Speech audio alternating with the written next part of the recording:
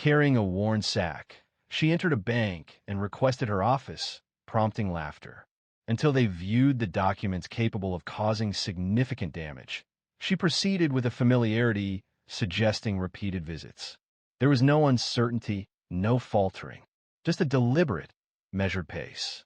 Odessa Bell Jenkins, 74 years old, with skin resembling dried tobacco leaves and eyes as keen as glass, opened the door to Hamilton First Bank in downtown Modesto. Initially, she attracted no attention. The air conditioning created a distracting hum. The sound of phones filled the air, and fingers moved quickly over keyboards. Odessa was not in professional attire. She wore a faded blue dress, worn orthopedic shoes, and a wide-brimmed straw hat reminiscent of a 1960s Sears catalog. A well-worn canvas sack, marked with hand-stitched initials OBJ, was slung over her shoulder. She moved to the center of the lobby and paused. "Excuse me," she stated, her voice calm and easily heard. "I require access to my office, please." The young teller stationed at window 2 did not acknowledge her. "Madam, if you're here to make a deposit, you'll need to take a number." "I am not here to make a deposit." He looked thin, as did the woman beside him and the assistant manager near the back. The silence that followed was not heavy or dramatic. It was simply awkward. Everyone seemed to expect her to explain herself, and she didn't feel any rush to do so. "You said your office," the teller asked, clearly confused. Odessa nodded once. "Top floor, behind the frosted glass. Used to be my grandfather's. I'm here to retrieve it." That's when the laughter began. Initially, it was subtle, originating from a young woman close to the counter. Then a cough, someone attempting to suppress it by clearing their throat. The security guard lifted an eyebrow and moved forward from his chair. "You own this bank?" The teller inquired, now smiling. "Ma'am, this is Hamilton First. It's a corporate bank, not a diner. Are you certain you're in the correct building?" Odessa didn't blink. Instead, she placed the sack from her shoulder and carefully set it on the tile floor. The zipper was stiff due to years of dust, but it opened silently. A folded birth certificate emerged, along with a stack of parchment-colored documents, and a glossy black and white photograph depicting a black man in a double-breasted suit shaking hands with a white man before a building strikingly similar to this one. Following this, she placed a single page, formerly framed and now laminated to preserve it against age. At the bottom, in fading ink, was a signature that remained legible, E.H. Hamilton. The lobby fell silent. The teller bent closer, examining the page. His complexion drained. The assistant manager advanced, his gaze fixed. "Where did you obtain these?" he inquired. "My grandfather gave them to me," Odessa responded. "Before he passed, he instructed me to safeguard them. He said the world would forget. But paper remembers, ma'am. This simply cannot be genuine." Odessa inclined her head. "Do you have a legal department? Perhaps you should contact them." The manager, Mr. Lyles, emerged from behind the counter, his name tag clearly visible. He appeared older than the others, likely in his mid-50s, with thinning hair and a shirt that strained to the buttons. "Let's go somewhere private, Miss Jenkins." "Odessa Bell Jenkins." "Miss Jenkins, if this is some kind of mistake, it's not. And I prefer we talk up there." She indicated the top floor behind the glass panel, the same one she'd mentioned earlier. He paused, looking around. Finally, he offered a small nod to the security guard. They would take her to the conference room. They led her past curious stares and side glances. Odessa walked slowly, unbothered. She did not gloat. She did not explain herself. Her sack bounced lightly at her side with every step. She was not there to prove anything. She was there because something was overdue. But before they reached the elevator, someone asked a question that changed the temperature of the room entirely. "What's in that bag?" inquired Lyles, the assistant manager. His voice attempted composure, though his eyes betrayed his concern. Odessa paused, turned toward him, and regarded him as if anticipating the question since that morning. "Proof," she stated plainly. "Proof that this place doesn't belong to who you think it does there." The atmosphere in the third-floor conference room felt constricted. Perhaps it was the low ceiling or the windows that hadn't been cleaned in months. Or perhaps it was the silence that fell between them as Odessa emptied the rest of the sack onto the long table. She didn't handle things carelessly or make a display of it. She placed each item deliberately, one by one. Original land deeds, typewritten stock certificates with embossed seals, correspondence between her grandfather Elijah Jenkins and Ernest Hamilton, the bank's namesake. Some pages were brittle, faded. Several others possessed markings that appeared newly imprinted. Lyles observed the stack. His mouth slightly opened, but he remained silent. Odessa retrieved a paper from the middle and pushed it towards him. She advised, begin with that. He grasped the document carefully, as if it were fragile. His gaze quickly scanned the words. Transfer of controlling interest. It was signed in 1957 by Elijah Jenkins. What is this? He asked. The true ownership, Odessa explained, prior to Hamilton's involvement with Western Consolidated. My grandfather held the largest stake, yet the original name persisted. Records were manipulated to remove any trace of him, a highly improbable event. The Jenkins name doesn't appear in our records, she stated, shrugging. Not all information is archived when individuals desire its suppression. Lyles massaged his temple. Are you suggesting your grandfather owned this bank? What motive would he have for concealing that? She replied, he wasn't hiding anything. He was forced out under unfair conditions. Shares were promised, but never officially registered. The merger in 1974? That was simply a more complex term for theft. The assistant manager began to protest, but reconsidered. He then retrieved his phone and activated the screen. He announced his intention to contact corporate headquarters. Odessa showed no reaction. She deliberately placed the final document, a notarized affidavit signed by Ernest Hamilton, acknowledging Elijah Jenkins as co-founder and majority shareholder in the original charter. Lyles avoided eye contact, moving back and forth as the phone connected. This is Joseph Lyles at Modesto Branch 142. We are experiencing a situation. A person is present, asserting ownership, rights tracing back to the founding. Odessa's hand rested on the table. She was present to wait, not to argue or beg. They possessed documents. Originals. No, I am not joking. He listened, his eyes shifting back to her. Okay. Yes, I will secure the room. He ended the call a minute later. Regional Legal is dispatching a team. They anticipate arrival within a couple of hours. Odessa nodded once. We are also retrieving the historic records from the vault downstairs. Lyles added, if this is genuine, they'll want everything clearly presented. She smiled faintly. You should have prepared that information years ago. An hour elapsed, then another. During that period, Odessa spoke infrequently. She primarily gazed out the window, occasionally taking sips of water brought by a nervous intern who remained silent. However, activity was underway downstairs. Those who had scarcely noticed her before were now murmuring in hushed tones, discreetly looking towards the conference room window as if it held a disturbing event. In reality, it wasn't a crime, not in the manner they envisioned. However, what Odessa presented was more than just documents. It carried significance. It represented history, memory, and ownership. Certain individuals within the building were beginning to sense its impact. Yet, the true tremor didn't stem from what she had already displayed, but from what remained unseen. When the regional legal team from Sacramento arrived, consisting of 3 men in sharp suits and a woman carrying a briefcase seemingly heavier than Odessa's sack, a palpable tension filled the room.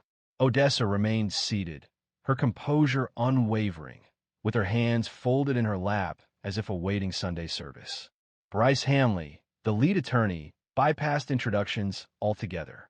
He placed his leather-bound binder on the table, offering Odessa a half-smile, which was polite but lacked sincerity.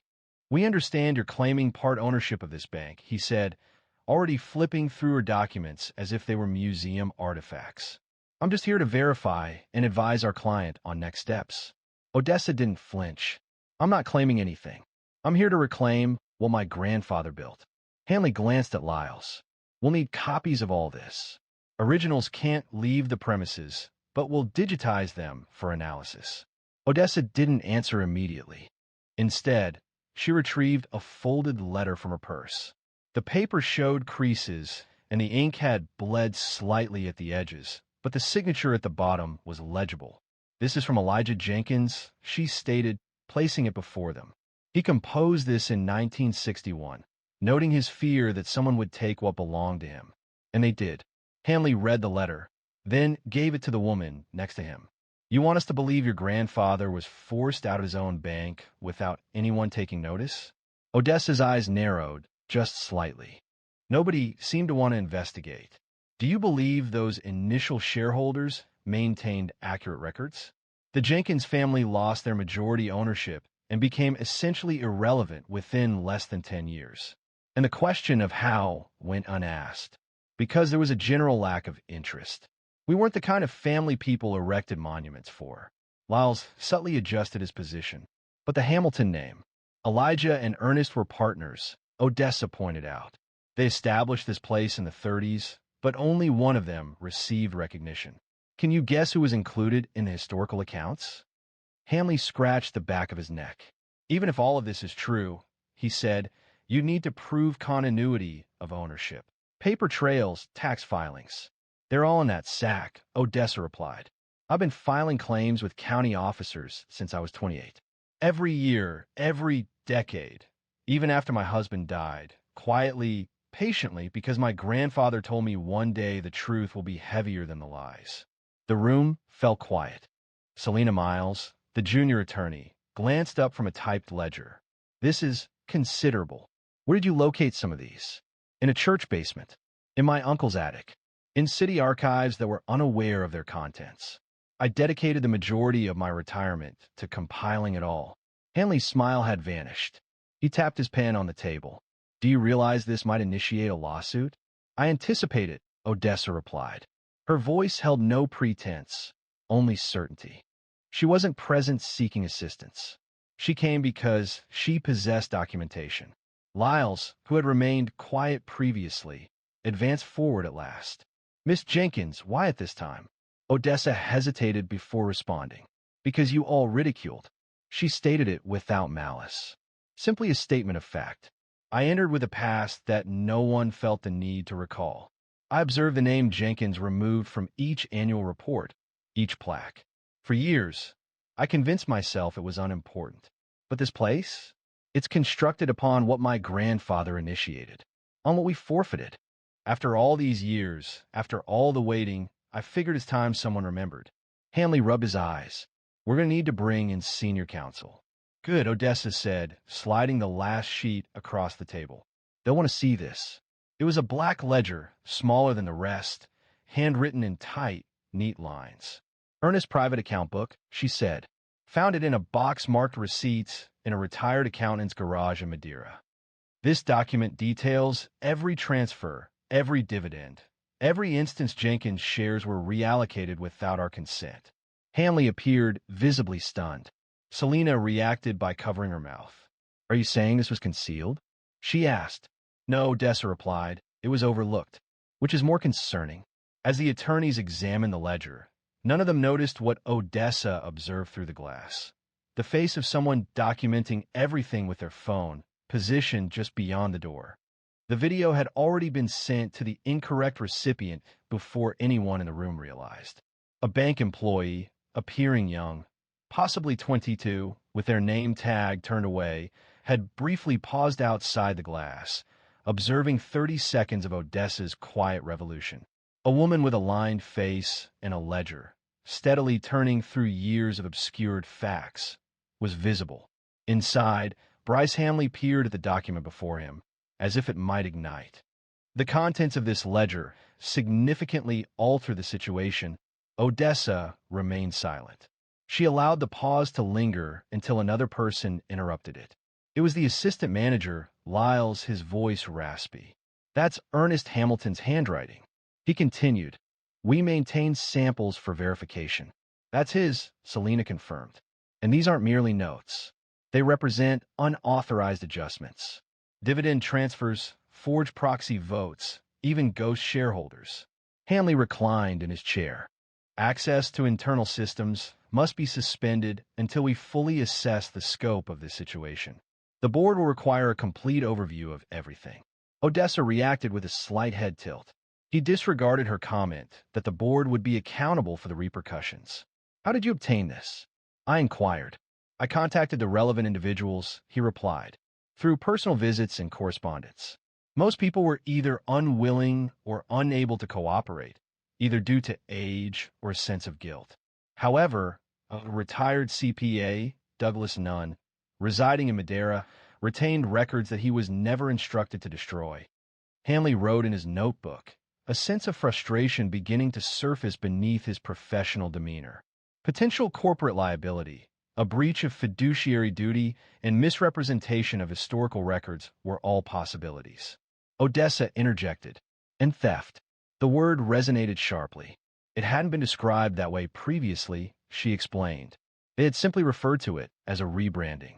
But altering names and concealing origins is still theft. Selena examined the pages. Evidence was apparent. There were old checks, fabricated board minutes, and missed filings during the consolidation years. The regional director appeared abruptly. Her name was Diane Cole, in her late 40s, wearing a red blazer with hair styled sharply. She entered with the confident stride of someone accustomed to authority. Brief me, she stated, her gaze already surveying the room. Hanley rose. Miss Jenkins provided a comprehensive record of family ownership history originating from the bank's inception, including this ledger, private accounts, and probable Hamiltons, which indicate unauthorized share transfers. Cole handled the ledger as if it were fragile. She quickly reviewed the pages, then paused at a folded page. Her expression showed concern. Could this be genuine? Odessa met her gaze directly. You decide. Cole sat down, placed the ledger to the side, and folded her hands. Miss Jenkins, should this prove to be as it seems, it may initiate state inquiries, possibly federal ones. Do you grasp the magnitude of the situation?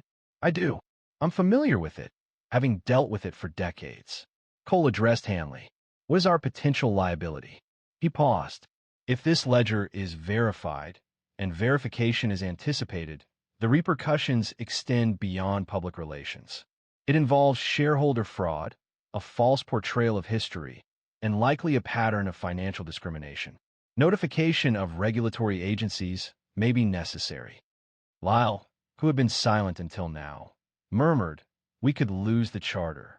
Odessa finally moved forward. I didn't come to dismantle it, she stated. I came to ensure its integrity. They regarded her with disbelief. Do you believe I desire your positions, your authority? She questioned. My grandfather didn't establish this place for me to destroy it. However, I will not permit it to be sustained by falsehoods any longer. Cole nodded deliberately. You're not requesting a financial contribution, are you? He asked. No, Odessa replied. I'm requesting that my family's name be restored to its rightful place, on the records, on the wall, and on the founding documents. If that isn't possible, I will pursue legal action through the courts. For a brief silence, no one stirred. Then Hanley rose. I'm going to contact headquarters. He continued. I believe we should cease acting as though this is merely a misunderstanding. Selena carefully collected the papers, treating them with the reverence due to historical documents. Outside the door, phones began to illuminate. The news had circulated. A local reporter was already downstairs inquiring about the elderly woman asserting ownership of the bank. Cole glanced out the window, then turned to Odessa. Do you feel prepared for this to become difficult? Odessa offered a slight smile. Darling, I have endured hardship. I am ready for authenticity. While the building prepared for legal challenges, Odessa sensed a more profound consequence, as justice often resonates beyond legal proceedings. As the sun set behind the office buildings in downtown Modesto, the news had already escaped the bank's confines. A journalist from the Valley Record waited outside the glass doors, equipped with a notepad and a camera. Her name was Eleanor Cruz, mid-30s, with a blunt haircut and a direct manner. She had not been assigned to the story. She arrived alone, having heard rumors from a cousin employed in the building. Within, people behaved differently. Staff who had previously dismissed her were now quiet, quickly passing documents between offices and avoiding Odessa's gaze. Others, primarily younger tellers, regarded her with a peculiar sense of wonder, as if they were only now understanding they might be working in a building constructed upon someone else's misappropriated narrative. Cole stood near the windows, arms folded, observing the unfolding events as if they were a chess game she hadn't anticipated playing that day. "She's going to want a statement," she said, nodding towards the reporter. Odessa didn't raise her head from her seat. "Let her in." "Are you sure?" she responded. "Let her in," Cole repeated. "I'm not hiding." Shortly after, Elena entered the conference room, her camera hanging from her shoulder, the recorder already running. "I'm told you have evidence this bank doesn't own what it claims to own." Odessa remained steadfast. "I have evidence to show it always has, not entirely." "And who are you?" "Odessa Bell Jenkins, granddaughter of Elijah Jenkins, the man who helped establish this institution and was erased from historical accounts, not even receiving a footnote." Elena positioned herself opposite her. "That's a significant assertion." "It is not an assertion, but a documented history," Odessa stated. "All the necessary information is on that table." The reporter looked to Cole. "Is this being given due consideration?" Cole released a breath, a tightness in her shoulders.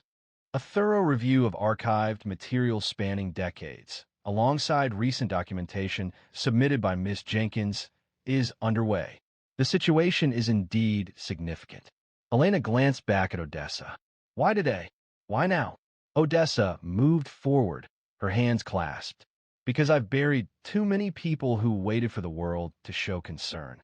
Her mother would weep whenever she passed this building. She had worked at the post office across the street for 28 years, witnessing the name Jenkins vanish from the foundation plaque. "She passed away before I had the chance to show her that it mattered."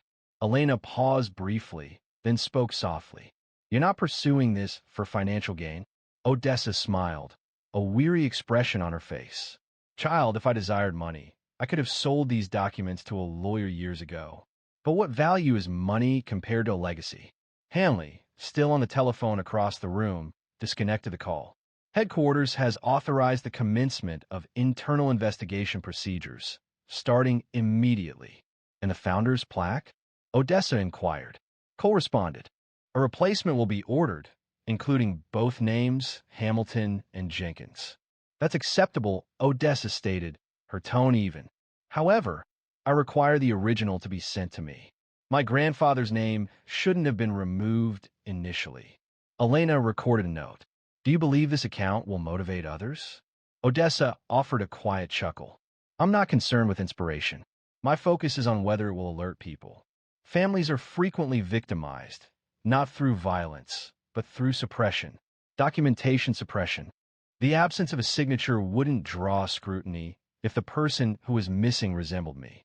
Externally, the narrative had already started circulating online. Several photos appeared. A brief video showed Odessa setting the ledger onto the table. Numerous comments, hundreds of shares followed. People were inquiring about the history of Hamilton First Bank. Speculation arose regarding how many other names might have been removed to provide reassurance. Inside, the bank's lobby remained calm. This wasn't due to embarrassment but acknowledgement. Cole stood, straightening her blazer. "A public statement, a formal apology, will be released within the next 24 hours. An offer for partnership will also be extended should Miss Jenkins accept." Odessa gazed out the window. The street lights began to illuminate the area below. Across the street, the post office was already closed. She contemplated what her mother would have thought had she lived to witness this. "I'm not here for a deal," she stated. "I am here to restore my grandfather's name to prominence. If you choose to resolve this without further legal action, I would consider that a positive first step. However, an apology would only hold significance if people recalled the reasons behind it, and that responsibility extends beyond the bank." By morning, news had broken. The story appeared on the front page of the Valley Record, circulating through social media and talk shows. Odessa Bell Jenkins, the woman who entered a bank with a sack and exited with history. News reports presented a simplified version of events. But what Odessa held was more than just history. It was a tapestry of memory woven with pain, patience, and documented evidence. The bank released a public statement shortly before noon. They described it as an error in historical representation and a profoundly regrettable exclusion from the bank's initial acknowledgement. Legal professionals had examined sufficient material to determine it wasn't a mere mistake, but a recurring issue. And it had taken one woman and one sack to expose the truth. In her simple home just outside Ceres, Odessa was seated in her preferred chair, holding a cracked coffee mug. The bag, now almost empty, rested folded on the coffee table. Beside it were the aged ledger and a new brass nameplate. Jenkins and Hamilton, founders, arrived by courier that morning, accompanied by a handwritten note from Diane Cole. The note stated, "We hope this small gesture marks a beginning, not an end. You reminded us what truth sounds like when it stands its ground." Mr. Ridgway, her neighbor, a retired mechanic who formerly waved but rarely engaged in conversation, arrived with banana bread and inquired if she would be willing to speak at the local college. Odessa laughed, saying, "Let me catch my breath first," to him. However, internally, something had shifted. It wasn't precisely pride, nor was it revenge. It was peace, because sometimes the most difficult aspect isn't revealing what was done to you, but waiting long enough for someone to notice that it occurred. Following 3 days, the bank held a private ceremony within their recently renamed Jenkins Hamilton Founders Hall. Odessa was present, wearing a navy blue suit and the familiar straw hat. She refrained from smiling for the photographers and avoided the customary politician's handshake. Instead, she stood before the new plaque, gently touched her grandfather's name, and quietly murmured, "You're home now." Elena Cruz was also in attendance, documenting the event with photographs and interviews for a subsequent article. Later, she inquired of Odessa what counsel she would offer to individuals carrying a past veiled by obscurity and quietude. "Do not seek authorization to share your narrative," Odessa stated. "Certain individuals may resist hearing it, but that does not diminish its validity." As the attendees commenced their departures, a youthful bank employee, the very same one who had chuckled on the initial day, approached her discreetly. Identifying himself as Daniel Ortiz, he offered, "I owe you an apology." "I didn't know. You didn't want to," Odessa responded kindly. "Indeed," he acknowledged, "you've altered my perspective on this place." "Thank you," she replied, offering him a measured glance. The wind rose and shook the doors as they shut behind her. The sun felt pleasant. Odessa's shoulders felt unburdened for the first time in a long time. She hadn't come to inflict harm. She came to reveal what ought never to have been hidden, not from resentment, but from affection. A deep affection for a man who instilled in her the understanding that truth requires patience. Affection for a family that warranted greater justice. Affection for each individual who has been forgotten simply because their memories were inconvenient. In the weeks that followed, other families began to come forward, inquiring about land deeds, property losses, and misfiled ownership records from decades past. Odessa did not intend to spearhead a movement, but her story had already ignited a spark. Because once people realized the silence wasn't accidental, they begin listening differently. And once they start listening, the world changes. So if you're holding a truth the world forgot, this story is for you. Do not let it decay in a drawer or vanish from your memory. Share it, safeguard it, and pass it on. Because occasionally, the softest voice in the room is the one that transforms everything. If Odessa's story resonated with you, share it. And subscribe to our channel for additional true stories that matter. It remains uncertain whose story will be shared next. She was simply known as the janitor.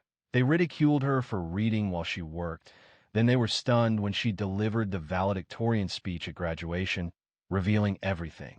At Larchmont Hills Academy, everyone recognized Olivia Cranston and Camille Strathmore. It was understood. They were the daughters of families who traveled by private plane and ate at restaurants where the menus didn't list prices. Their presence in a room prompted people to either rise or avert their gaze, a reaction born of habit, fear, or envy. They weren't malicious, not precisely, but they understood early on that kindness wasn't essential. Politeness was a choice. Deference? It was reserved for individuals who could provide something in return.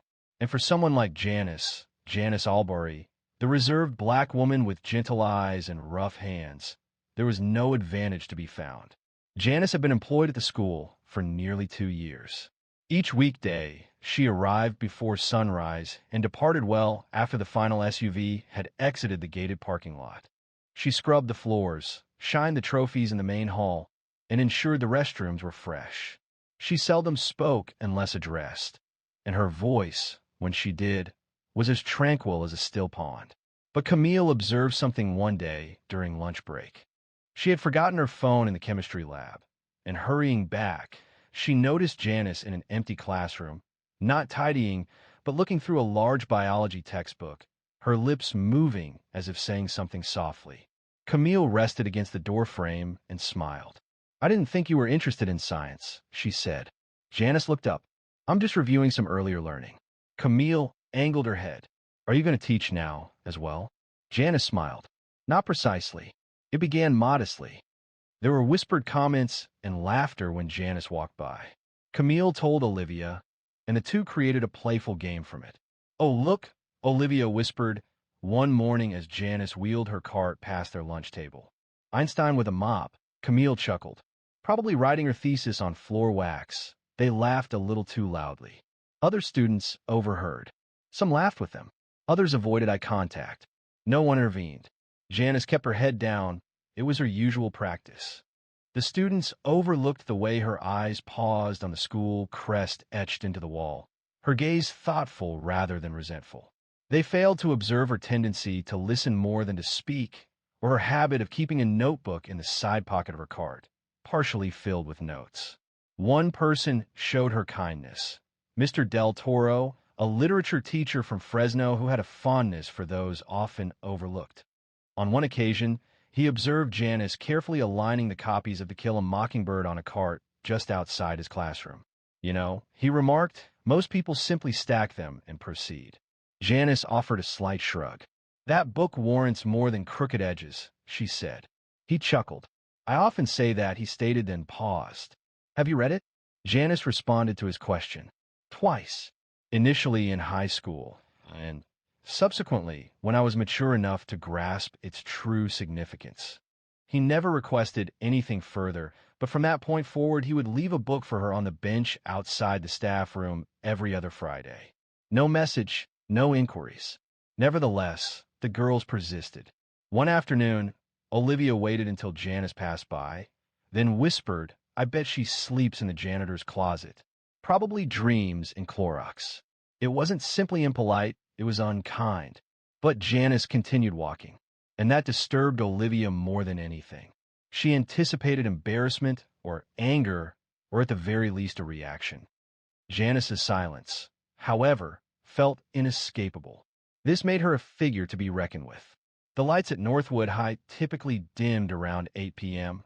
Most evenings, though a few always remained lit, sufficient to create long shadows across the marble corridors. It was during these hours that Janice seemed to transform. As the classrooms fell silent and the usual teenage bustle subsided, she would move her cart into the supply closet, change into a clean shirt, and bring her notebook to room 114. Room 114 was no longer designated for a specific class.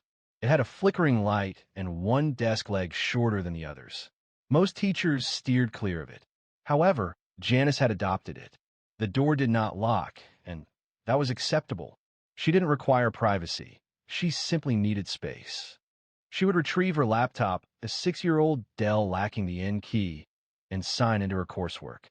She was 6 credits shy of finishing a degree in educational leadership through an accelerated adult program offered by the same university that operated Larchmont Hills Academy. A small, understated provision located within the staff handbook provided full scholarships to employees who worked a minimum of 30 hours a week. Most staff members overlooked it. Janice had not. It wasn't about ambition at this point. The focus was on completing a project that had been halted years prior. This was a time when she possessed a child, a husband, and a secure job in Maryland, only to lose all three within 18 months. Life has a way of deflating you before you're aware you've been holding your breath. She never expressed her struggles to anyone. It wasn't a behavior she'd been taught. Occasionally, late at night, she would receive a message from her sister in Detroit. You sleeping or still playing superhero? Janice would respond with a photo of her textbook and a brief message. Chapter 6 is proving difficult. Her sister would then send a laughing emoji, followed by, "You're still the smartest person I know. Don't let those stuck-up girls get to you." She never shared with her sister the full extent of the difficulties. She omitted the incident where Camille accidentally knocked over the bucket of dirty water and seemed to find amusement as Janice knelt to clean it. There was also the incident when Olivia confided in a group of parents during a school tour, suggesting the institution favored hiring individuals with charitable backgrounds. Yet, Janice persisted. She consistently arrived 5 minutes early. Her cart was always spotless, her uniform immaculate. She possessed patience but lacked innocence. Her understanding of the school's customs surpassed that of the students. Beneath the refined wooden interiors and carefully selected diversity pamphlets, there existed a decay. Not everyone, naturally, but sufficiently pervasive to permeate the atmosphere. Janice had no intention of rectifying it. Her task was simple: observe, listen, and document. Unbeknownst to the students, and even the staff, Janice had been selected for a role extending beyond cleaning floors. 2 years prior, following an internal report alleging the Academy's neglect of racial and economic discrimination, the Board of Trustees approved a discreet strategy. They decided to place someone within the school, silently. Someone who wouldn't attract attention. Someone who could witness everything.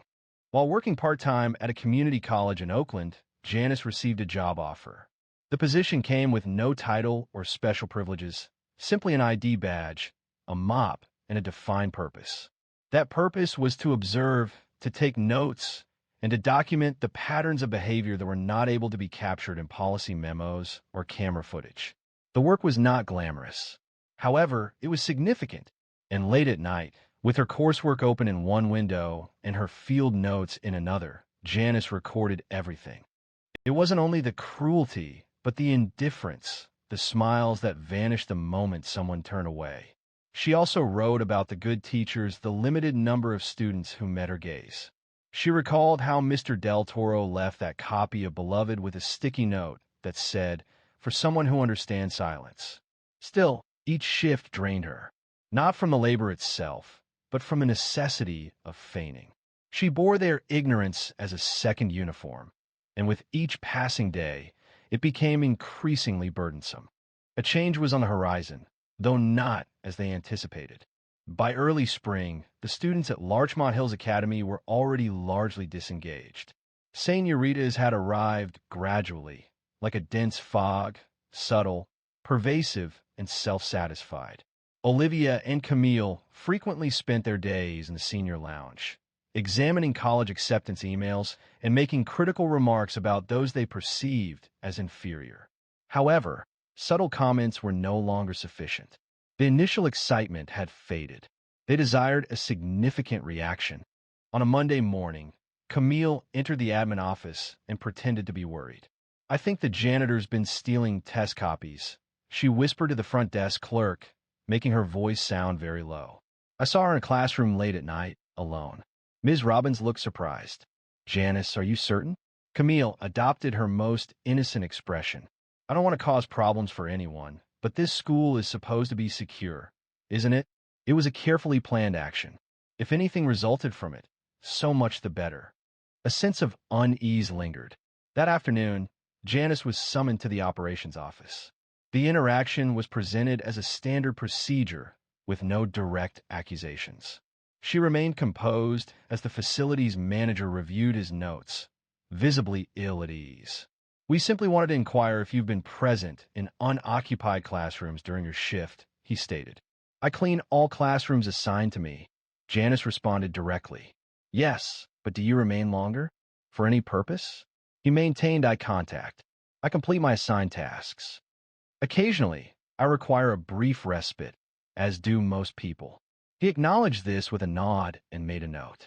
Very well, that concludes the discussion. Janice rose. Should any questions arise regarding my work, I would welcome a straightforward discussion. The gentleman's cheeks flushed slightly. There are no concerns. Simply, you understand procedure. It was a flimsy fabrication, and both were aware of it. Outside the office, Janice located Camille resting against the wall, feigning interest in her phone. The smile offered was not amicable. Everything satisfactory, Miss Albury? Her tone was saccharine. Janice remained unmoved. It was more effective than one might expect. Camille's face faltered briefly, then quickly returned to its characteristic sneer. However, this was no longer a trivial matter. Camille and Olivia had matured observing individuals evade consequences. This fostered their confidence and impulsiveness. 2 days elapsed before Olivia planned a further incident. She let a silver necklace fall near the janitor's closet and then dramatically announced its disappearance from her locker during lunch. A small crowd assembled. She raised her wrist in a theatrical gesture. I'm certain I had it in there earlier today, she declared. I suppose it could be lost permanently, Camille observed. Their friends chuckled, some visibly anxious. Perhaps check the mop bucket, they joked. However, when one of the admin staff overheard the remark and volunteered to investigate, Olivia quickly recanted. No, I'm sure I simply misplaced it. It's nothing significant, she said. The immediate concern subsided, but the awkwardness remained. That evening, Mr. Del Toro walked past Janice in the hallway. He stopped. You're doing okay, he said. Janice looked up from her card. You've been here long enough to know the games these kids play, he sighed. Too long sometimes. There was a pause. Is there anything I can do? She thought for a moment. Keep doing what you're doing. That's rare enough. What neither of them knew, what no one knew, was that Janice had already sent her first internal report to the board. Documented dates, quotes, and behavior patterns were observed. Names redacted for now, but she wasn't the only one being monitored anymore. An independent firm had initiated discrete audits. These audits included interviews and surveys presented as student engagement questionnaires. Camille and Olivia believed they had complete control over the school, but attention was shifting. Rumors began to change their focus. Despite this, the girls continued their actions. Cruelty had developed into a pattern, and patterns are difficult to change when they have never faced repercussions. Then, one Friday, Janice heard something that stopped her. In the lounge, behind a cracked door, Camille was speaking to a boy from the tennis team. You know that janitor, Janice? She said. My mom says people like her are just here to make the place look diverse. She referred to it as optics. The boy laughed. Olivia added, my dad said the school's bleeding money giving those scholarship perks to staff. It's basically charity, Camille scoffed. Unable to repair the situation with books, Janice stood quietly, 1 foot still in the hallway, one hand gripping the edge of her cart. She said nothing, but something within her shifted. She had been patient long enough, but now she had everything she needed, and it was almost time to show them. Before she was sweeping floors under fluorescent lights, Janice Albury had been someone else entirely. 12 years prior, she held the position of Director of Curriculum Development for a public school district in Maryland, known then as Janice Simmons. Her responsibilities included managing a corner office, overseeing 3 staff members, and proudly displaying a plaque from the state superintendent. She was married and a mother. Life at that time possessed a sense of order and comfort. However, that changed with a tragic event. Her husband Carr was struck by a delivery truck on I-83 during a snowstorm. He perished in the accident. Her daughter, Kira, who was 6 years old at the time, survived, though with significant injuries. After 2 months spent in a hospital bed, Janice faced a year of surgeries and rehabilitation. While insurance covered a significant portion of the expenses, some costs remained. Janice drew upon her savings, her retirement funds, and ultimately sold their home. Following this, Kira developed pneumonia, which tragically led to her passing. Janice resigned from her job 2 weeks following the funeral. The sight of a school brought back the image of Kira's empty chair, and the sound of children's laughter in the hallways served as a painful reminder of her loss. She moved around, taking temporary work, staying with friends, then in rented rooms, ultimately settling into a small studio apartment in Antioch, California. Despite these changes, she consistently read and continued learning. This pursuit led her to discover a program, a little-known educational equity initiative offered through a university partnership, representing a fresh opportunity. When asked if she would agree to work undercover to examine behavioral differences between students from privileged backgrounds and faculty perspectives, she readily accepted. She acted not out of financial need, but because the system had let down too many individuals resembling her. She refused to accept this inaction. Applying for the janitorial position using her maiden name, she successfully completed the background checks, keeping her degree and credentials secured in a folder at home. Initially, her goal was simply to observe and listen, to remain unnoticed. She had no plan to participate. The incidents she witnessed were disheartening.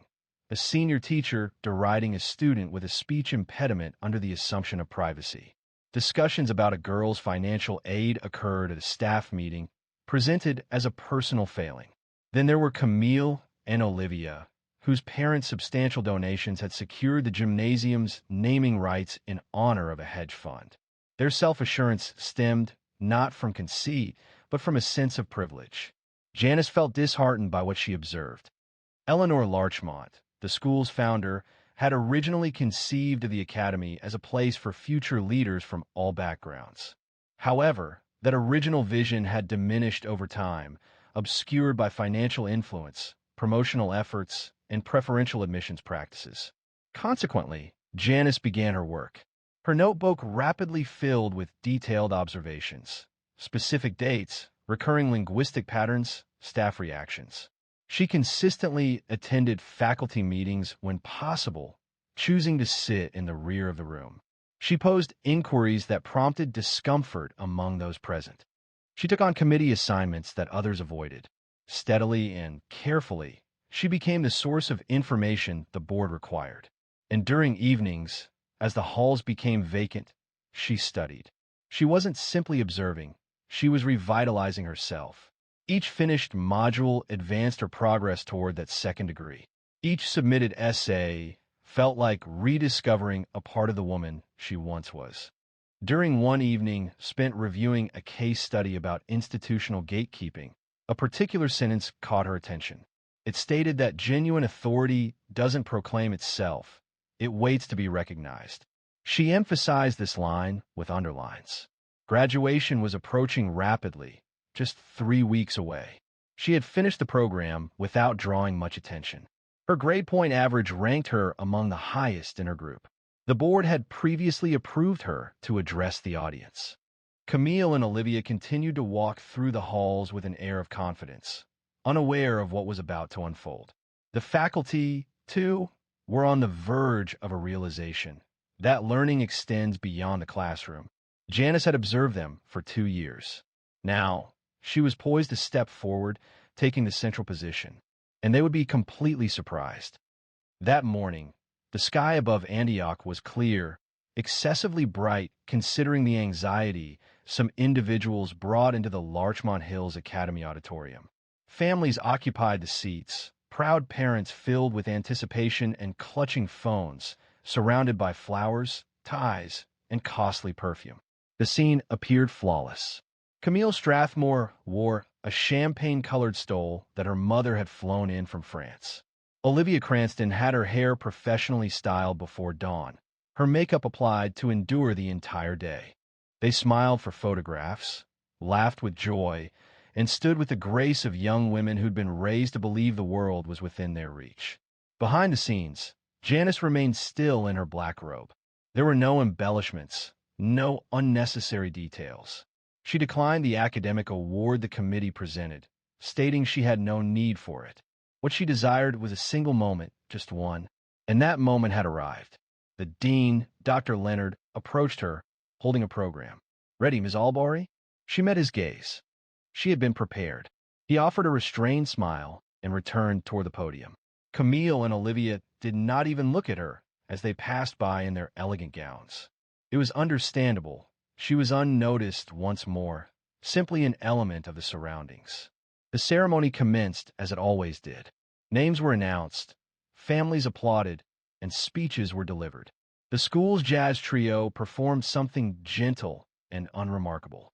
Subsequently, Dr. Leonard approached the microphone. As we approach the end of this year's commencement, we have a particularly noteworthy announcement, one that, intentionally, has remained private until this moment. Students adjusted in their seats. Parents moved closer. Even faculty appeared puzzled. This year, the Board of Trustees authorized a confidential academic pilot program meant to enable working staff at our institution to pursue higher education with complete anonymity. The program demands both academic excellence and professional integrity of the highest order. Camille glanced at Olivia. Olivia showed a frown. Murmurs began behind them. Dr. Leonard proceeded. We are pleased to announce that the highest academic honor this year goes not to a student you might have learned alongside, but to someone many of you overlooked. He paused, then stated distinctly, "Please welcome Janice Albury, this year's valedictorian." A stillness hung in the air. Then, with a suddenness like a glass shattering in a quiet room, the news arrived. People turned their heads, their mouths agape. Camille remained motionless, her expression rigid. Olivia blinked, then attempted a laugh, only to find herself laughing alone. Janice proceeded deliberately to the stage. Her movements were controlled, her posture upright. She avoided looking at the assembled group until she reached the podium. Then, she surveyed the audience slowly, her gaze finally fixing on Camille and Olivia. Following this, she began to speak. I arrived at this school with a mop in one hand and a question lingering in my thoughts. Her voice resonated, strong and clear, without any doubt. I found myself questioning the true nature of this institution. Beyond the official statistics, the promotional materials, and the presentations, I wanted to determine if respect was readily available here, or if it was something that needed to be gained only by those who possessed the appropriate attire, footwear, and family names. The auditorium was completely silent. I dedicated countless evenings tidying up after those who spoke negatively about me. And when they observed me reading a book or attending a classroom session after hours, they mocked. She paused. However, my focus extended beyond mere reading. I was observing, studying, not solely to earn a degree, but to uncover solutions. She turned slightly toward the faculty, and now I possessed them. Students surveyed the room, adjusting in their places. Olivia's expression remained inscrutable. Camille clutched her program firmly, her knuckles white. Janice lifted her chin. I stand here today, not just as your valedictorian, but as a reflection of the very things that Elmwood High claims to stand for: growth, opportunity, and truth. But she hadn't revealed everything yet, and what she said next would change the room forever. You could hear a cough from 3 rows back. A chair creaked. A phone buzzed quietly against someone's hip, but no one moved to check it. A hush fell over the room as people leaned in, anticipating Janice's next words. She proceeded deliberately, taking a drink of water, briefly reviewing her notes, and neatly folding them. Then, she raised her gaze. I'm sure some of you are wondering how I came to be here. She began, gesturing to her robe and the podium. A few members of the front row, largely faculty, nodded in agreement, seemingly unaware they had done so. My presence here wasn't solely for the purpose of earning a degree, she added. 2 years ago, the university board contacted me following concerns raised, discreetly, privately, regarding the increasing atmosphere of class division and privilege within Ashworth Academy. They requested I consider a position, but not as a faculty member, not as a consultant, as a janitor. At this, the room shifted. Janice allowed the silence to linger. My purpose was to observe. Away from executive suites and scheduled gatherings, I observed. In the corridors, the athletic facilities, the classrooms buzzing with after-hours conversations where students felt safe to speak openly, believing they were unobserved. I was attentive. A woman among the parents visibly expressed discomfort. Over a period, I noted seemingly minor incidents. Yet, these minor incidents accumulated. I saw how some students treated those they perceived as outsiders. I noticed how the lack of intervention from adults permitted that behavior to escalate, and how some of you, who should have been more informed, chose to ignore it. She looked toward the staff. Some of you were aware, and you remained silent. The words struck with force. Camille's mouth felt parched. Olivia had ceased breathing through her nose. She remained motionless, as if blinking would make her vanish. The most troubling aspect, Janice continued, is that the behavior was not concealed. It was open, commonplace, accepted, and frequently it was encouraged, amid smiles, with focus, and with widespread recognition. She paused, taking a moment. I'm not here to criticize you. I'm here to offer a reminder. Her tone became gentler. You cannot determine someone's worth based on their clothing or their profession. You cannot assess dignity through financial status or lineage. She lowered her gaze briefly, then raised her head with renewed focus. I once had a daughter. Her name was Kira. She would have been your age now. A stillness fell over the audience, similar to a chilling breeze. She passed away before she had the opportunity to wear a cap and gown. I'm not sharing this to elicit sympathy. I am sharing it because I see her in all of you. I see who she could have become. And I wonder, if she had been here, would she have been ridiculed as well? No one dared respond. Perhaps not. However, what I know for certain is that if you depart here today believing the world will defer to your name, you have already failed. She paused again. Education is not merely about books and tests. Remember how you handle the individual you believe you'll never require assistance from, because life possesses a peculiar tendency to shift unexpectedly. Subsequently, the final setback occurred. I have delivered my conclusive report to the board. My assessment has led to a restructuring of the scholarship program, emphasizing integrity and contribution rather than legacy. A comprehensive audit of disciplinary cases spanning the last 5 years will be conducted, and students involved in harassment, encompassing verbal and social forms, will be subject to formal reviews. A subtle vibration resonated from the rear. Several parents murmured amongst themselves, their voices becoming more audible. Janice moved back a little. This isn't retribution, it's accountability. She fixed her attention on Camille, then Olivia, who had lowered her gaze to the floor. And accountability is not swayed by the wealth of your father. However, that wasn't the finality of the matter, as repercussions would follow even after the applause subsided. The ceremony concluded with noticeably diminished enthusiasm compared to its start. Some students applauded, while others seemed unsure how to react.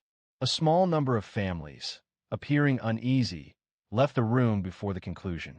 However, Janice maintained her composure, smiling as she returned to her place.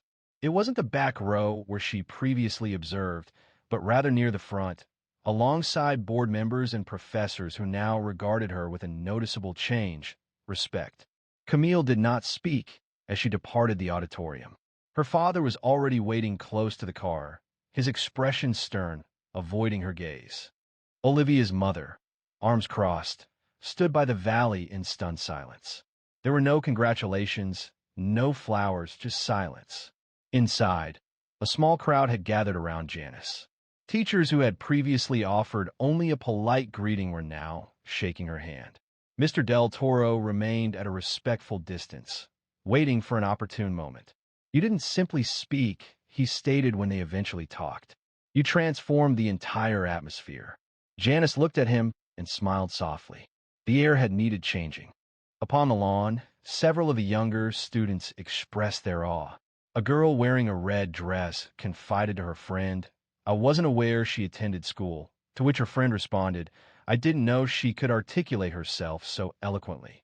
A sense of belated recognition began to spread, an acknowledgement of what had been missed, what had been consciously disregarded. That evening, Janice was in her apartment, with a plastic container of leftover chicken salad and the commencement program placed on the table next to her. Her phone buzzed. It was an email from the board's director. The subject line read, "Thank you." The message stated, Your final report is being reviewed. Policy meetings begin next week. Your courage will shape the future of this school." She set the phone down and exhaled. It wasn't relief, it wasn't pride, but a quiet, grounded sense of purpose. The kind that didn't require applause or accolades. Meanwhile, news about the graduation speech spread quickly. A video shared online by a teacher's assistant was already spreading among parents and alumni. The title was straightforward: Janitor or Genius, Larchmont's Graduation Shocker. Regarding Camille and Olivia, Camille was required to attend a disciplinary review. Her parents were obligated to participate. A scheduled summer internship at her father's firm was discreetly canceled. It was rumored that she would be asked to fulfill community service hours before receiving her diploma. Olivia's parents initially resisted, indicating they would pursue legal action and requesting apologies. However, upon the school sharing portions of Janice's records, containing witness statements and documented incidents, they ceased their objections. Olivia was permitted to graduate, although her honors were removed. Both girls remained silent regarding the matter, but those familiar with them observed a change. The teasing ended, and the hushed conversations also stopped. The following fall, Janice received a new opportunity: the role of Director of Equity and Inclusion Initiatives for the school district. She agreed to take the position. On her final day, as she walked the halls with her cart, she placed a sticky note on the supply closet door. It read, "Respect isn't owed, it's revealed." With clean floors, clear eyes, J.A., and a final goodbye, she left the mop behind. Leaving Larchmont Hills, she wore a navy blazer and carried a satchel, not to demonstrate professional advancement, but because she felt no further need for discretion. 1 week later, she returned, not in a work uniform, but as a guest speaker for the new staff orientation. Standing at the podium again, she addressed the teachers, new hires, and assistants. "Your job title doesn't determine your influence," she stated. "How you treat people when no one's looking does." Her voice resonated to the back of the room, and this time, everyone was attentive because they finally grasped the meaning. Respect isn't about volume, it's about the impact you make.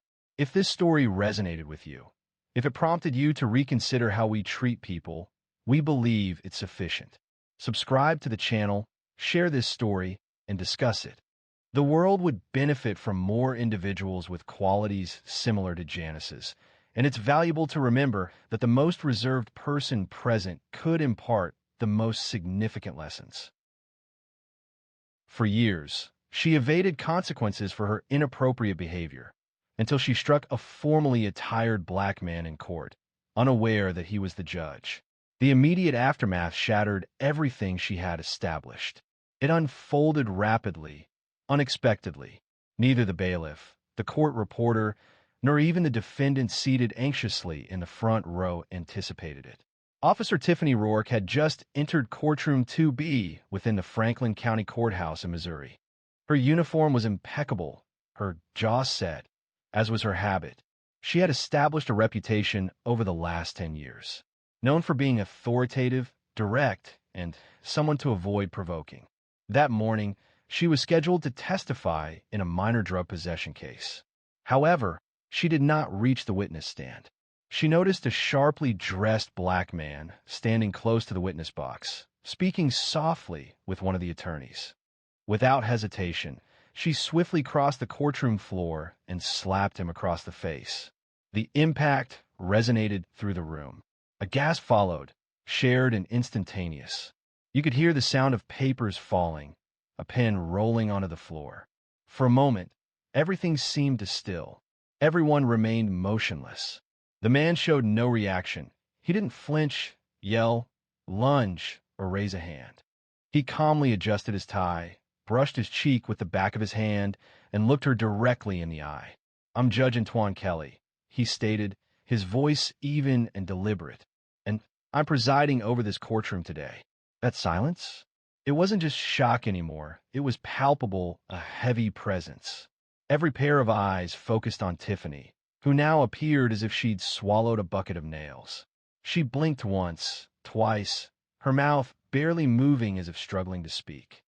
The bailiff, hesitant about the situation, moved restlessly near the door. The young public defender close by immediately reached for her phone, documenting the scene discreetly. Others followed suit. Within seconds, at least 4 phones were recording the event. Tiffany attempted to speak.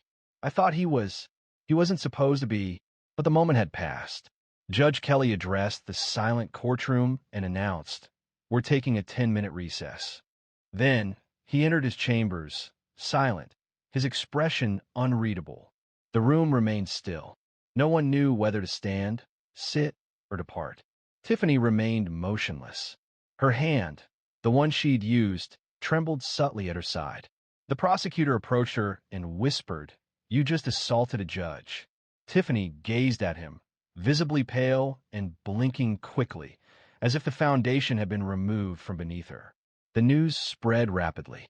News reporters, awaiting a separate gang indictment case, quickly entered the hallway. Interns, having left the room visibly shaken, alerted 2 local news outlets.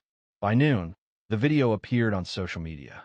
It was unedited, uncontextualized footage depicting a white police officer in uniform striking a black judge in the courtroom.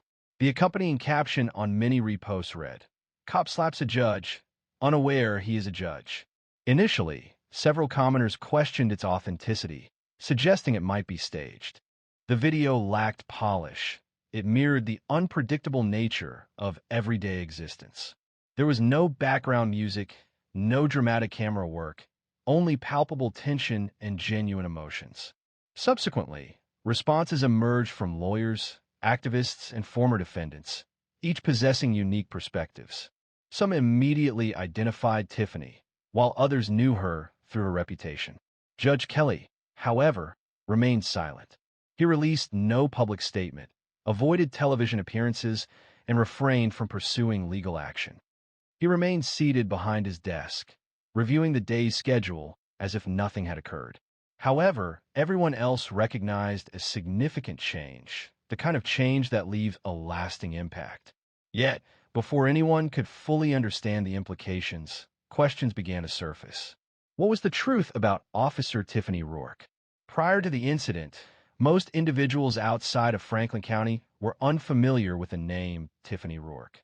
Within the force, however, she wasn't merely recognized, she was feared.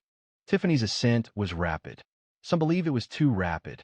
After graduating from the academy in her early 20s, she progressed to patrol, then narcotics, and subsequently to a specialized task force concentrating on high-risk neighborhoods.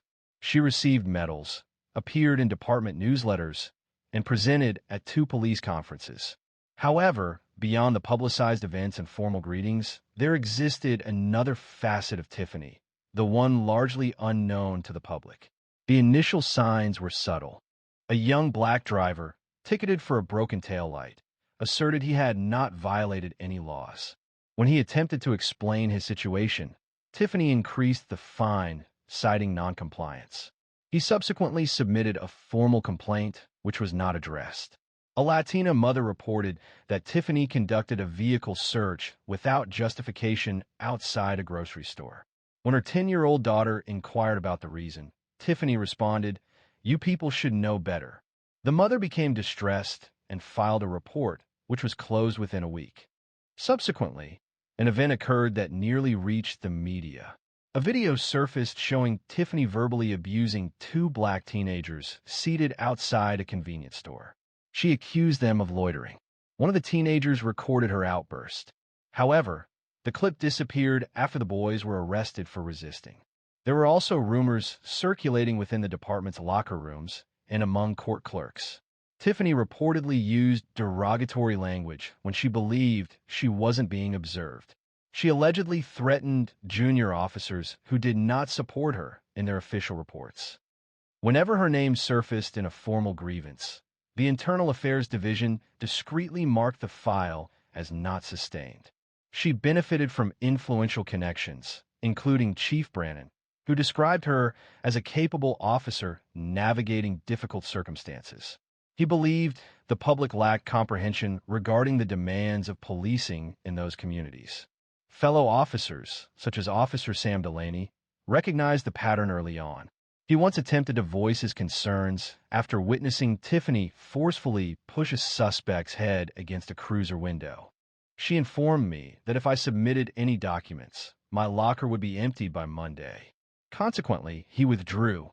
They all did, not because they shared her perspective, but because Tiffany embodied the established order.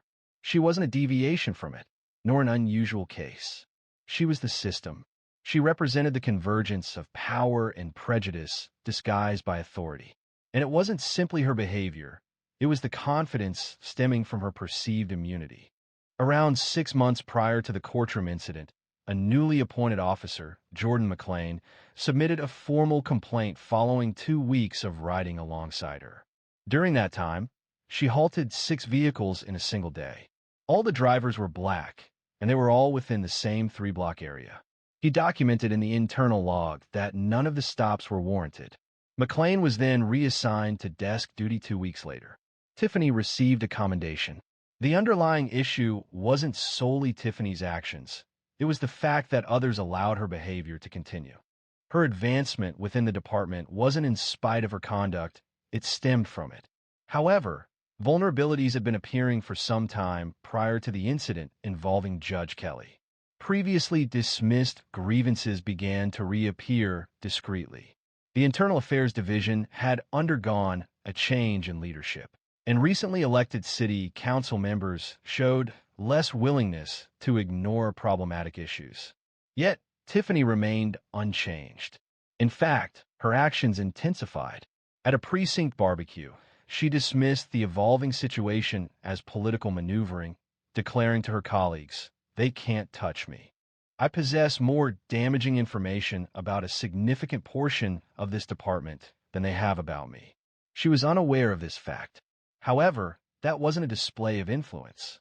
It was a countdown, and it had already begun. But when she delivered that false accusation in court, targeting the incorrect individual in the most detrimental location, that countdown reached 0. Consequently, the entire system she had depended on started to falter. When Judge Antoine Kelly returned to his chambers, he didn't forcefully close the door. He didn't discard any objects. He didn't raise his voice. He simply took a seat. He inhaled, moved closer, and grasped the pile of case files on his desk as if it were a routine Tuesday. However, it was anything but. This was unprecedented for the numerous individuals present in that courtroom. It was unusual for the lawyers who had witnessed considerable stress. But it was especially shocking for everyone involved. Nobody had ever seen a uniformed officer strike a sitting judge. Kelly had served as a judge for 12 years, primarily in Franklin County. He preferred a modest demeanor. He avoided publicity. He favored simple ties. He kept photos of his wife and 3 sons on his bookshelf, alongside a miniature gavel his youngest made in woodshop. Those who knew him understood one thing. His quiet presence carried weight. He had grown up in St. Peters, Missouri. He was the first in his family to go to college, then law school. He worked in public defense for 7 years before switching sides. He'd seen every kind of case, the petty, the tragic, the senseless. He treated them all with the same steady focus. The scene in that courtroom was jarring. That slap? It was a familiar feeling for him. Disrespect had been a constant companion throughout his career. However, this was unlike anything he's experienced. Not a subtle insult, but a physical act performed publicly and undeniably. Remarkably, he didn't react with anger or boasting. Kelly avoided theatrics. He prioritized accountability. In the hallway, his clerk, Monique Barnes, remained motionless, still clutching the folder she was intending to present prior to the incident. She entered his office cautiously. "Are you all right?" she inquired. He looked up, appearing composed. "I'm fine." She took a seat, her gaze carefully observing his face for any indication of anger. "I don't know what she thought she was doing," Monique stated. "We can file something. Press charges. The footage is already widespread." He nodded. "We could, but I want to observe how they manage it." She inclined her head. "You mean the department?" he asked, folding his hands. "The entire system." He continued, "Let's see if it's still averse to accountability." Monique noticed his approach. She understood his method. He wouldn't be aggressive. He would wait and allow them to reveal their intentions. By lunchtime, Judge Kelly's name was widely discussed online. People recalled him from a graduation speech delivered at a local high school 2 years prior. Video segments reappeared. Notable statements were shared. The law isn't a weapon. It's a tool, and it belongs to everyone, not just the loudest voices. However, he remained silent. He did not post on social media or issue a formal declaration.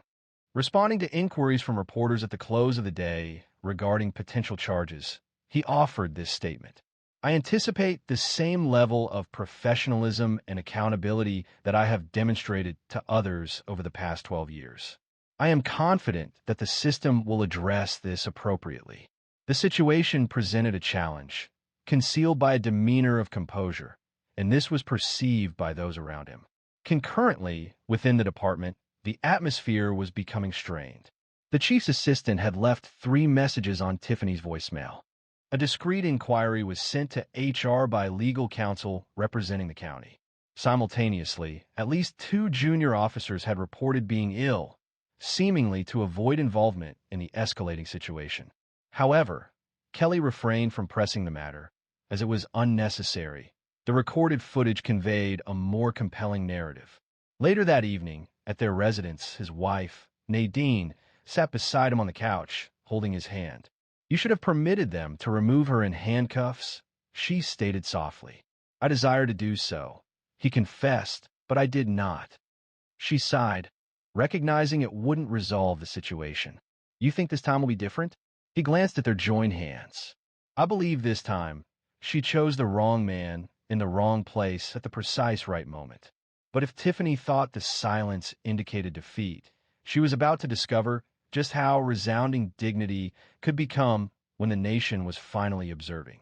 By the following morning, Tiffany Rourke was placed on administrative leave. The official email from the department provided little detail. An investigation is underway concerning an incident involving court personnel. However, the details did not require a formal announcement. They were widely disseminated. The event rapidly spread online, with news broadcasts repeatedly showing it. Podcasts offered detailed analyses, and online forums were filled with accounts from individuals claiming prior negative experiences with her. A video surfaced from 4 years prior, depicting Tiffany arguing with a teenage boy during a traffic stop. The footage, grainy and captured by dashcam, showed her words slurred slightly, and her tone menacing. The boy had been released without charges. However, the recording remained unseen until now. This time, people weren't just speaking, they were paying attention. And her badge offered no protection. Within the department, disarray reigned. Officers murmured in hallways. Her closest allies, those who previously joked with her at Friday briefings, now abruptly had other commitments when she approached. A memo from Internal Affairs began circulating. We are seeking interviews with individuals who work directly under or alongside Officer Rourke. More than a dozen officers responded within 24 hours. Some did not provide their names. One of these officers, Detective Naomi Brennan, stated that she had waited almost 6 years to share her information. According to Naomi, she had previously threatened to reassign me to the county jail rotation if I questioned her reports again. A patrol officer, previously a cadet, recounted an instance where Tiffany placed a flashlight beneath a suspect's seat to create a pretext for a search. She referred to this as insurance, claiming no one would review her recorded footage. The situation had escalated beyond the initial incident. What began as a single event became a catalyst. Subsequently, a series of previously concealed issues were exposed. The Internal Affairs Department initiated a review of her prior reports, conducting comparisons. Analysis revealed certain trends, an imbalance in stops, and uncertain reasons given for those stops. The complaints persisted. Meanwhile, Tiffany attempted to shape the story. She contacted a local conservative talk show host, providing a hesitant phone interview, alleging the judge had appeared threatening and made a sudden action. The interview failed to gain traction. Even her consistent supporters hesitated. The sound of public relations defenses weakening became palpable when the host abruptly ended the segment, stating they would await further information before drawing conclusions. Subsequently, An email arrived from her union lawyer. A conflict of interest prevents me from continuing to represent you in this situation. Essentially, you're facing significant public scrutiny.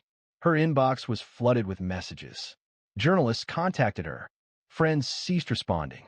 Even her daughter, 19-year-old Avery, a college freshman, sent a brief text. "Why would you do that, Mom?"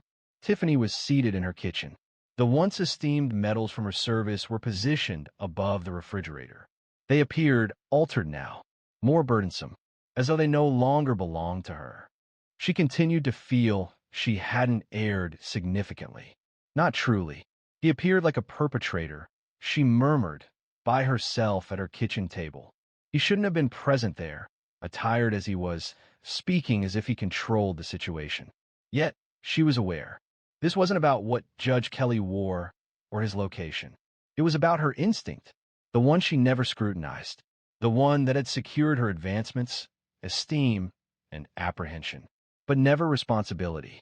And now, that instinct had transformed into a destructive force. 2 days following the incident, the Franklin County Police Department conducted a press conference. Marking the first time in 15 years, the chief was accompanied by legal counsel. "We do not endorse Officer Rourke's behavior in the courtroom.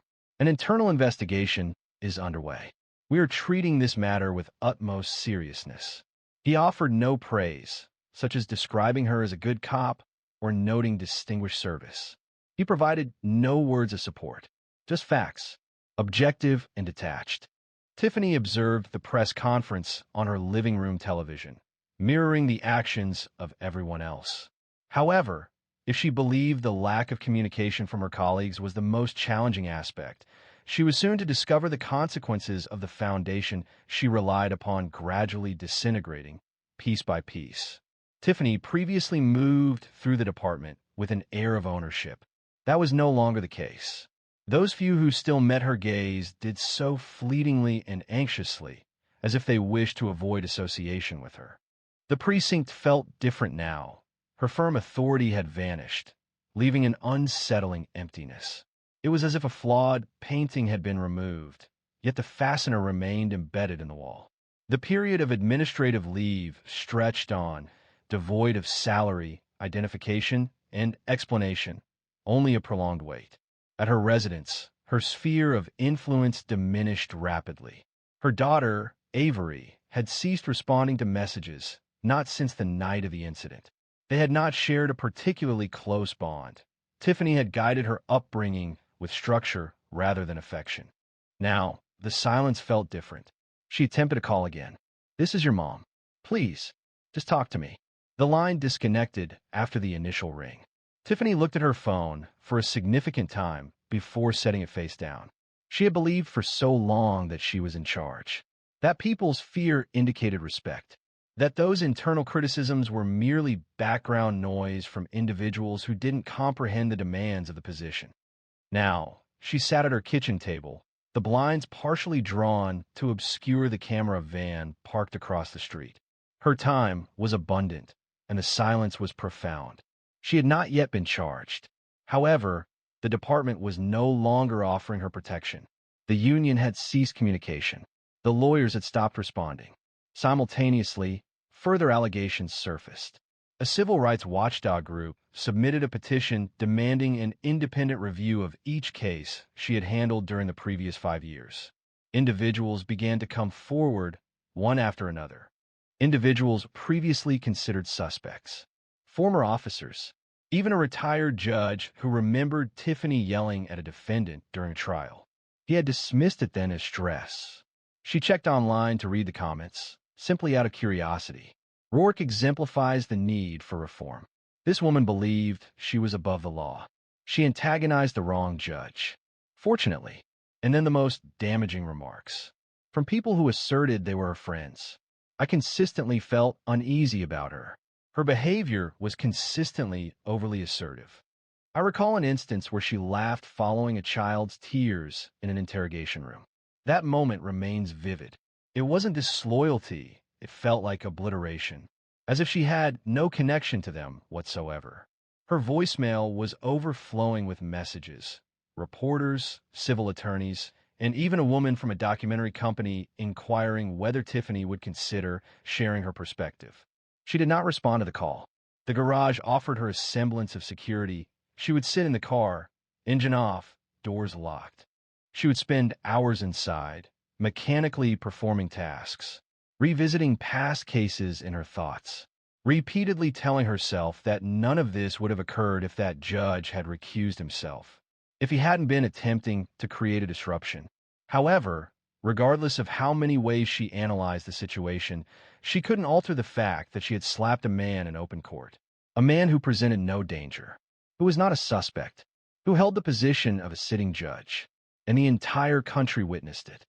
During one afternoon, her neighbor, Mrs. Beasley, who previously waved at her during morning jogs, passed by with her dog and did not even acknowledge Tiffany. That small instance affected her more than anticipated. The subtle dismissal, the courteous rejection, it felt more impactful than the news reports. Because news reports disappear, but being overlooked, that remains. She magnified her image. Sunglasses, a smirk, her hand rested on her hip. At the time, she believed she projected power. Now, she perceived only arrogance. However, just as she felt her decline had reached its lowest point, a letter arrived. It requested her presence at a public hearing, an event that would expose everything and compel her to confront the one man who never increased his volume, but had already undermined her legacy. A public hearing was planned for a Thursday morning at 9:30 a.m. inside the Franklin County Municipal Assembly Hall. The venue itself indicated that this would not be a routine, closed-door assessment. It was intended to be observed. When Tiffany arrived, dressed in a simple black suit, without any identification or weapons, the room was already mostly filled. Journalists occupied the rear wall, their audio equipment attached to their belts. The folding chairs creaked as residents, activists, and legal observers filled them. Behind a line of junior prosecutors, in the second row, sat Judge Antoine Kelly. He wore a dark gray suit instead of a robe, with a legal pad resting on his knee. His eyes were calm, and he appeared to be someone who had come to work, present to observe, not to punish.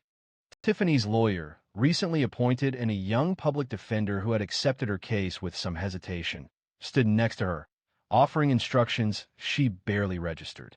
Facing them, the Civilian Review Board was arranged in a semicircle of plastic nameplates and serious faces. Present were a retired detective, a former public defender, a local pastor, a community organizer, and a judge from another county. Although it wasn't a courtroom, it felt much like one. Chairwoman Ms. Loretta Vaughn initiated the session precisely. Her voice possessed a sharp clarity that commanded attention. This hearing is not a trial. It is a public review of Officer Tiffany Rourke's conduct, encompassing both recent events and her past record, and assessing its relevance to her continued ability to serve in law enforcement. Tiffany Rourke visibly reacted to the phrase, "continue serving," as if suggesting that possibility remained. It felt, to her, as though this wasn't the conclusion of her career. The proceedings commenced with the courtroom video, displayed on a modest monitor that inadequately conveyed the gravity of the situation, yet allowed for no dispute. The audio reverberated softly within the hall. The sound of the strike, the ensuing quiet, Judge Kelly's composed voice. Following this, testimony was presented. Officer Naomi Brennan delivered her written account concerning the threat Tiffany issued 6 years ago. Her tone remained even but detached. Subsequently, 2 individuals previously arrested testified, both noting that Tiffany's name appeared in their official records, even though they were not present during the incidents. She reportedly authorized their arrests without providing any clarification. A succession of witnesses offered similar accounts, while Tiffany remained still, her gaze fixed forward, exhibiting no visible response. Towards the conclusion of the proceedings, the chairwoman requested Judge Kelly to approach the microphone. He arrived without legal documents or written notes, simply standing with his jacket fastened and then speaking. I will not take this board's time reiterating what everyone witnessed. That information is already part of the public record. He began, What I want to focus on is what follows accountability, because that's where the essential work commences. He paused. A few pens scratched against paper. I have served this county for over a decade. I have observed people commit reckless actions out of fear. I have seen people lash out because they felt insignificant. But what transpired that day in my courtroom was neither fear nor a mistake. It was an instinctive reaction developed over years of unrestricted authority. He shifted subtly, just enough to connect with Tiffany's gaze. I'm not present to destroy anyone's life. I'm here to bring this community to remember what justice should embody and what it must not resemble evermore. Then he took his seat. There was no applause, no acknowledgments, only silence. Tiffany's legal representative offered some concluding remarks, largely formal, primarily requesting compassion. It was inconsequential. The board observed a short break prior to releasing their recommendation. Officer Tiffany Rourke was scheduled for permanent removal from duty. All benefits were to be revoked, and her conduct would be referred to the state attorney for further review. She remained still, appearing detached, as the room cleared. The way people regarded her had changed, not with fear or even animosity, but with a lack of interest. That absence of concern felt particularly painful. Judge Kelly passed her as he left. He did not pause. He did not glance back. Because some individuals do not require revenge, the truth was sufficient. Long after the cameras stopped flashing, the question lingered. What lesson would the community retain from the quiet that ultimately compelled the system to respond? Weeks elapsed. The headlines diminished. Other controversies gained prominence. Yet, in Franklin County, a change occurred. Genuinely this time. Not merely in hushed conversations, not in secret meetings, but in the way people viewed the system, in the way they viewed one another. The courtroom where it happened remained active. Cases proceeded as they always did. However, a palpable shift occurred when Judge Antoine Kelly entered the room. Everyone rose with a distinct air of reverence, not solely due to his position, but because of how he conducted himself. He never sought recognition or accolades. He consistently performed his duties. On one afternoon, following a juvenile hearing, a young public defender approached him in the hallway. "Can I ask you something, Judge?" She inquired, looking around. She then asked, "That day, how did you stay calm?" He paused for a moment. I preferred not to give her what she anticipated. Then he smiled gently. He nodded once, and he walked on. That response lingered with her, and it resonated through the courthouse in other ways. Officers began participating in revised bias training that held genuine significance. A community board was granted substantive authority, more than just a nameplate and a folding table. Certain old case files were examined. Not every single one, but a selection, sufficient to signal that the doors were beginning to open. Regarding Tiffany Rourke, she reseated. She divested her home discreetly and relocated to a new area spanning 3 counties. There were no interviews granted, nor any public announcements made. She secured employment in private security for a shipping company. Her name ceased to be prominently featured in news reports, appearing only occasionally as a minor reference in opinion pieces. There was no return to public life, no narrative of recovery. Her decline wasn't sudden, it was gradual. Yet, what she forfeited was the sole thing of consequence to her: authority. And in its place, a silence settled that she couldn't alter. Simultaneously, more individuals stepped forward. Individuals harmed by fellow officers. Significant events, all fueled by what they witnessed in the courtroom. They sought not retribution, but recognition. That was the impact. The incident when Tiffany struck Judge Kelly was pivotal. It represented the culmination of a previously concealed history, a truth that resonated with the public. In a community like Franklin County, where progress typically unfolded gradually and discreetly, such visibility had a profound effect, extending far beyond the police department. The event disrupted the routines of an entire community. During a town hall meeting held 2 months afterward, a woman addressed the group. She appeared older, with her glasses slipping down her nose, and spoke with a steady voice. "I don't want another apology," she stated. "I want policies. I want change that doesn't wait for the next viral video. The room acknowledged her sentiment, understanding precisely what she meant. They understood because they had witnessed the repercussions when someone believes their badge provides immunity from accountability. Reality entered the room, presenting itself with the authority of a judge. This wasn't a fabricated narrative. There were no 11th-hour collapses, no sensational admissions.